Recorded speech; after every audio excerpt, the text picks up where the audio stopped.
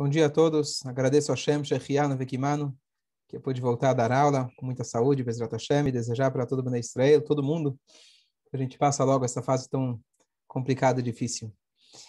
Ok, ontem a gente teve o dia chamado Pesach Sheni. Pesach Sheni aconteceu, na verdade, no segundo ano que o povo estava no deserto. Eles tinham um grupo de pessoas que eles estavam carregando o túmulo de Yosef, e eles ficaram impuros, não podiam fazer o primeiro Pesach.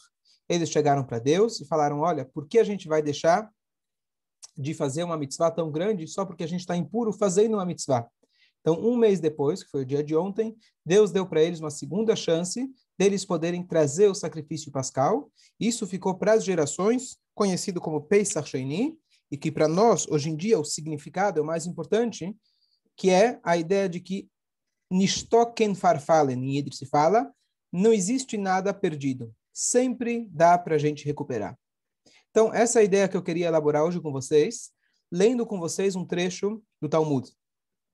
Eu quero ler com vocês um dos trechos talvez mais chocantes do Talmud, que ele conta para a gente a história de uma pessoa extremamente diferente, que era um dos maiores sábios da época, chamado Elisha ben Avuya.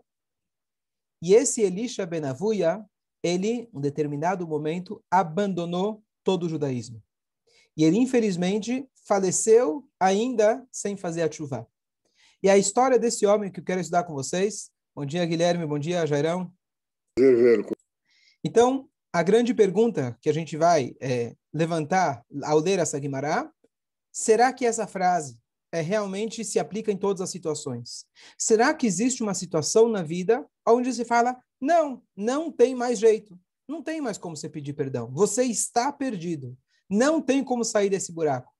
Ou, no judaísmo, a gente fala, não, sempre dá, sempre dá. Tem uma famosa história do Rabbi Israel Salanter, o famoso mestre, que ele iniciou um movimento chamado de Mussar, no século XIX, no início do século XIX. Ele conta que uma vez ele chegou em casa, já era tarde da noite, o homem estudava bastante, e ele percebeu que ele tinha um vizinho fazendo barulho. Quem era o vizinho? Era um sapateiro. E ele foi lá, e ele viu que o sapateiro estava trabalhando até altas horas da madrugada. E ele chegou e falou, poxa, isso é hora de trabalhar? E ele falou o seguinte, Kol zman shehaner dolek, adain efshar letaken. Todo momento que a chama ainda está brilhando, ainda dá para consertar. Ele estava se referindo aos sapatos que ele fazia. Mas o rabino chegou em casa com uma novidade, com uma maneira mais profunda de entender, que ele disse, todo momento que a nossa vela da nossa alma ainda está acesa, pode estar no finalzinho, mas a gente tem ainda a nossa vida aqui conosco, ainda dá para consertar. Consertar não sapatos, mas consertar aqueles nossos erros. Pode ser que aí a chama está no finalzinho, mas sempre dá para consertar.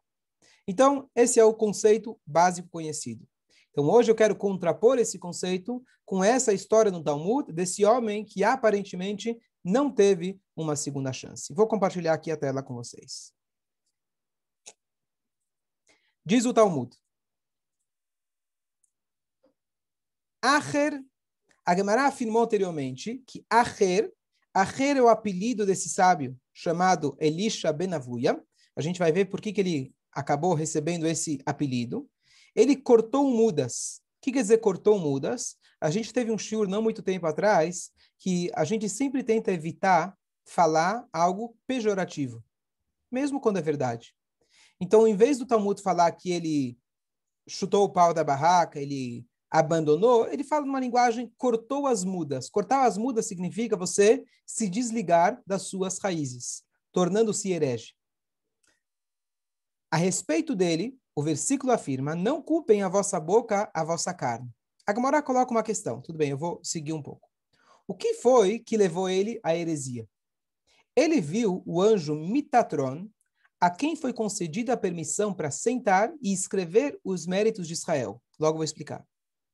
Ele disse, há uma tradição que no mundo de cima não há sentar, nenhuma competição, sem virar as costas diante dele. Ou seja, todos enfrentam a presença divina e sem letargia.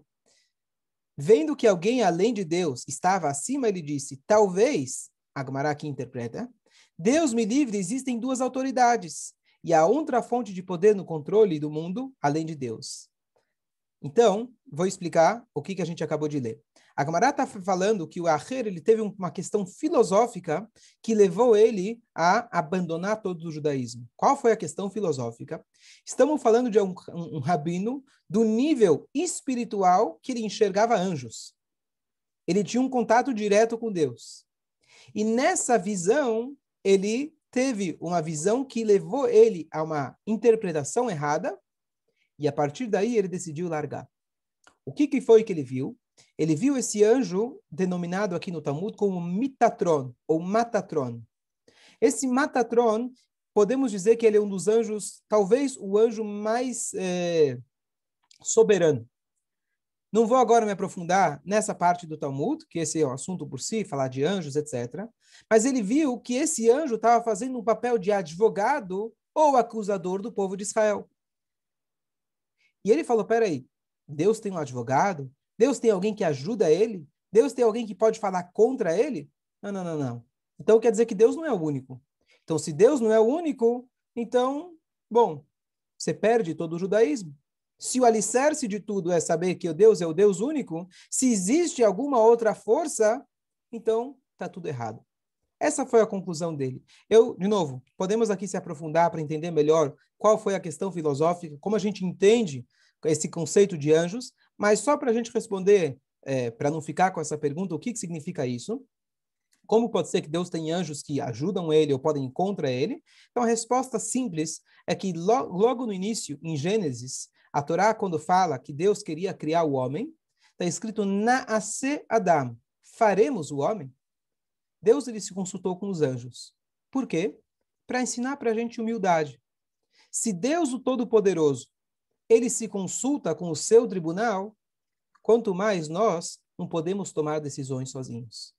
Então, a ideia é que Deus criou um tribunal que pode, eventualmente, argumentar contra ele, isso faz parte do sistema que Deus criou. E claro que, no final das contas, todos eles são subordinados a Deus. Se existe um anjo que fala contra Deus, isso já faz parte do plano divino.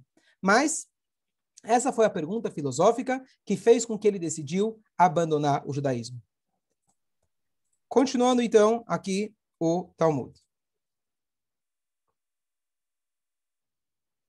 A Gemara relata, eles removeram o Mitatron do seu lugar no céu e o feriram com 60 varas de fogo, para que outros não cometessem o erro de Acher que Acher cometeu. Então, ou seja, esse rabino era tão elevado que não só que ele conseguia enxergar o que estava nos céus, já que ele acabou tomando essa decisão, então mudaram o sistema lá em cima, o sistema judiciário lá em cima. Eles disseram ao anjo, por que quando você viu Elisha ben Avuia, você não esteve diante dele?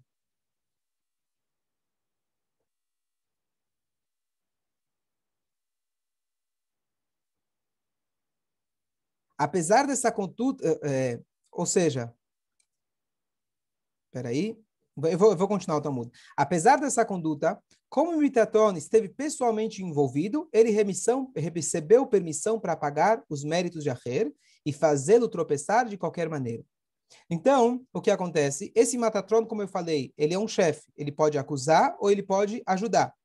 Então, uma vez que ele estava envolvido com a causa do Elisha ter abandonado tudo, então ele teve permissão e ele foi lá e apagou todos os méritos que esse sábio tinha. Uma voz divina saiu dizendo, voltem filhos rebeldes. Essa é uma frase típica de Yom Kippur, que se refere a Teshuvah, além de Acher. Na tradução seria, com exceção de Acher. Então saiu uma voz celestial, que o próprio Acher ele ouviu, todos podem fazer Teshuvah, voltem filhos rebeldes, com exceção do Acher. E aqui é o ponto que a gente vai tentar analisar. Será que existe alguém que não tem Teshuvah? E olha a conclusão do homem. Aqui começa uma história bem picante. Ao ouvir isso, Elisha ben Avuia disse, já que aquele homem, ou seja, ele mesmo, foi banido daquele mundo, deixe-o sair e desfrutar desse mundo. Uma frase que, infelizmente, um ser humano é capaz de dizer. Eu não sei se tem mundo vindouro, mas deixa eu pelo menos aproveitar esse mundo. Claro que está errado essa frase, mas ele ouviu uma voz celestial, Deus dizendo, você não tem lugar no mundo vindouro. Falou, bom, se lá não vou aproveitar, deixa eu aproveitar aqui. Aher se extraviou. Ele foi e encontrou com uma prostituta e a solicitou para relações sexuais. Ela disse-lhe, não seria você Elisha ben Avuia? Uma pessoa da sua estatura deve realizar tal ato? Ele arrancou um rabanete de uma muda no Shabat e deu a ela, para demonstrar que ele não observava mais a Torá. Ele literalmente, na frente dela, arrancou um rabanete no Shabat, algo que é uma proibição bíblica. A prostituta disse, ele é diferente do que era. Ele não é o mesmo Elisha ben Avuia, ele é Aher, ele é outro. Ou seja, a conclusão dessa mulher de rua, que ela disse é outra pessoa, ou no literal, que ela falou, poxa, talvez é outra pessoa, ou que ela estava dizendo, ele mudou completamente, aí que ele adquiriu esse nome, Aher, outro. Ao invés da gente se referir sequer ao nome dele, se chama ele de Aher. Essa é a passagem do Talmud. Vamos continuar mais um pouco. Eu vou passar mais para frente, tem bastante coisa aqui. Diz o Talmud, a Gemara cita uma história. Os sábios ensinaram. Houve uma vez um incidente envolvendo Aher, que ele estava montado num cavalo no Shabat, e o Rabi Meir caminhava atrás dele para aprender a Torá com ele. Então, olha que interessante. Aqui se tinha um professor grande, um gigante da Torá, que abandonou o judaísmo, mas a Torá ele continuava sabendo, ele não esqueceu a Torá. E um dos alunos dele, chamado Rabi Meir, esse Rabi Meir tem um shiur inteiro a respeito dele, que é chamado Rabi Meir Balanês, quem quiser depois eu posso enviar. Ele é o autor da maioria das Mishnayot, o nome dele é Meir, iluminar, porque ele iluminava os olhos dos sábios sequer conseguiam entender o que ele falava de tanta grandeza. Então esse Rabi Meir continuou aprendendo do sábio, apesar que o sábio abandonou os caminhos da Torá. Aqui a Gemara não explica, mas de forma geral a gente sabe que um professor de Torá, ele não pode ser um médico que fuma. O médico fala para você, bom, tudo bem, eu fumo, mas eu estou dizendo para você não fumar. Um professor de Torá, ele não ensina inteligência, sabedoria. Ele ensina espiritualidade. A Torá não é algo intelectual, razão apenas. É uma intelectualidade espiritual. Portanto, se o professor não representa aquilo que ele fala, ele não pode ser um bom professor. Então, de forma geral, os sábios não vão aprender de uma pessoa que abandonou os caminhos da Torá. O Pirkei Avot fala que a sabedoria de alguém ela só se sustenta quando ela é precedida pelo temor aos céus. Mas o Rabi Meir ele explica em outro lugar que ele tinha a capacidade de pegar a fruta, ele tirava as cascas para poder pegar o fruto. Então, ele é uma exceção à regra. Então, não levamos isso em consideração de falar, bom, eu posso consultar qualquer site, qualquer YouTube de qualquer pessoa, porque está falando coisas bonitas. Não. As coisas bonitas têm que vir de uma pessoa que ela representa, ou pelo menos busca representar aquilo que ela fala. Depois de um tempo, o Aher disse a ele, Meir, volte para trás. Então, ele estava montado a cavalo. Montar a cavalo é uma proibição rabínica no Shabat, e ele estava montado a cavalo. E Rabi Meir foi correndo atrás dele para continuar escutando um shiur. E aí ele fala para o Rabi Meir, olha, volte para trás, pois eu já estimei e medi, de acordo com os passos do meu cavalo, que o limite do Shabat termina aqui. E você não pode, portanto, aventurar-se mais. A pessoa, no Shabat, não deve sair 1 quilômetro distante do perímetro urbano. Quem mora nas nossas cidades, onde a gente mora, é quase impossível a gente sair da cidade, porque mesmo andando na estrada, você sempre vai ter uma casa, acaba que a cidade continua. Mas se você realmente estiver numa cidade mais deserta, você não pode sair dela no Shabat mais de 1 quilômetro distante da cidade. Isso é uma proibição do Shabat. Então o rabino falou para ele, esse rabino falou, olha, entre aspas, você que é religioso, né? Eu tudo bem, eu ando de carro, eu vou aqui tranquilo, mas você que é religioso, eu fiz os cálculos e olha a capacidade dele. Enquanto o cavalo andava, enquanto ele estava dando o shiur, ele conseguiu calcular precisamente quantos quilômetros, qual distância tinha passado da saída da cidade. E ele vira e fala para o Rabi Meir, volta para trás. Né? Você não pode continuar o caminho aqui comigo. Disse Rabi Meir para ele, você também volte. Volte o quê? No sentido físico, geográfico, mas muito mais no sentido espiritual. Chazor bechá no hebraico. Você quer que eu volte? Rabino, meu mestre, eu quero que você volte também e faça tchuvá. Ele lhe disse, mas eu ainda não disse a você que eu já ouvi falar por trás da cortina celestial, retornem filhos rebeldes, com exceção de Acher? E aqui a gente conclui essa história. A história continua, mas ele acaba falecendo sem fazer tchuvá. Então aqui a gente tem um exemplo de uma pessoa que conclui a sua vida dizendo, olha, se Deus falou que eu não tenho como fazer tchuvá, quem sou eu para fazer tchuvá? Então não vou nem tentar. Aqui eu quero desafiar vocês, vou parar um pouquinho a gravação, para que cada um pense como que a gente concilia isso. Será que isso é realmente literal? Ele não tinha como fazer tchuvá? Será que a gente usar esse paralelo para a gente julgar a nós mesmos ou olhar para uma pessoa e falar, você não tem mais jeito? Será que existe isso no judaísmo? Como a gente concilia o conceito tão importante de tchuvá com essa história? Então eu desafio vocês, quem quiser pode ligar o microfone. Então, o Jairo falou uma coisa importante, que Deus falou que todo mundo pode fazer tchuvá, menos o Acher. Então o Jairo falou, talvez, vamos supor que o Acher talvez nem precisaria fazer tchuvá. Eu não conheço essa explicação, mas o que eu vou dizer é que uma da segunda explicação que eu vou dar, Yosef, é essa de que, na verdade, essas palavras de Deus sempre tem uma vírgula. E com a vírgula você pode reinterpretar de uma maneira mais profunda.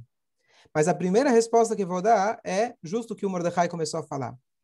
Quando o povo estava fazendo o pecado do bezerro de ouro, e aí Moshe Rabbeinu estava lá em cima recebendo as tábuas.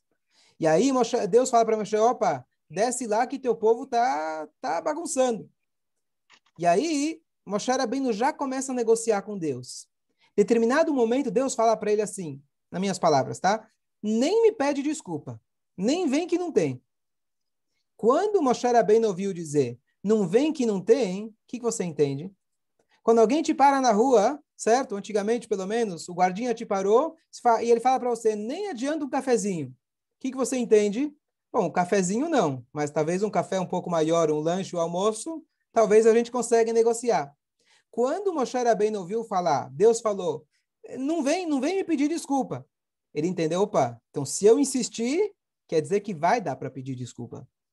Então, o Mordecai, na verdade, trouxe o paralelo de outro momento na história, que é mais para frente, quando Deus não deixa Moshe Rabbeinu entrar em Israel, e aí ele pede 515 vezes, vai Hanan, ele implorou para Deus, que tem um valor numérico de 515, e Deus falou para ele, para, se você pedir mais uma vez, eu vou ser obrigado a ceder, e eu não quero ceder nesse momento. Então, o que acontece? Tudo depende da nossa insistência.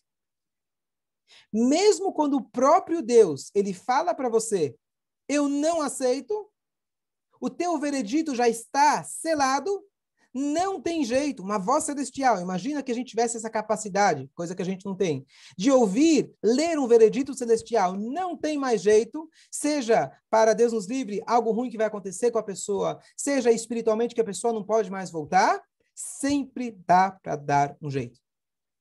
Agora, como a gente explica as palavras, espera aí, Deus falou, todo mundo pode fazer tchuvá fora o Acher, certo? Então, número 1, Deus queria provocar ele. Às vezes, a situação merece uma provocação.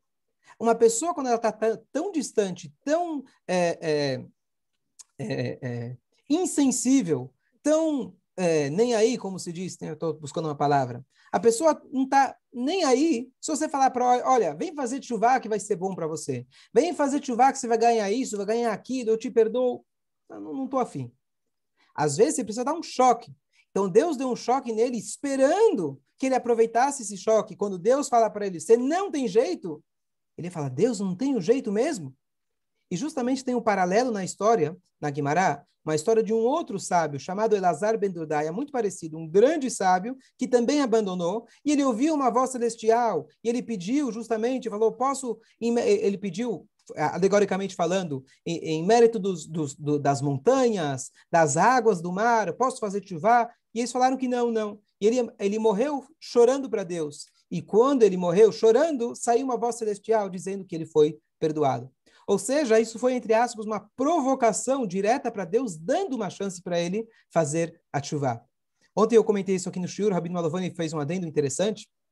Ele falou que existe uma regra de que quando você está na casa de uma pessoa, tudo que o dono da casa te fala para fazer, você tem que respeitar. Você está na casa dele. A única exceção é quando ele fala para você ir embora. Se o dono da casa fala para você ir embora, você não tem que ir embora. Por quê? É uma explicação um pouco alegórica, mas ele fala, eu só tenho a obrigação de te escutar enquanto eu estou na sua casa. No momento que você falou que eu já não pertenço na sua casa, eu não tenho obrigação de te escutar. Então eu posso ficar na tua casa. Não estou falando para ninguém ir na casa do outro e ser um inconveniente, ficar na casa dele sem sair, não é essa a minha ideia. Mas é um conceito que a gente pode analisar com calma em outro momento.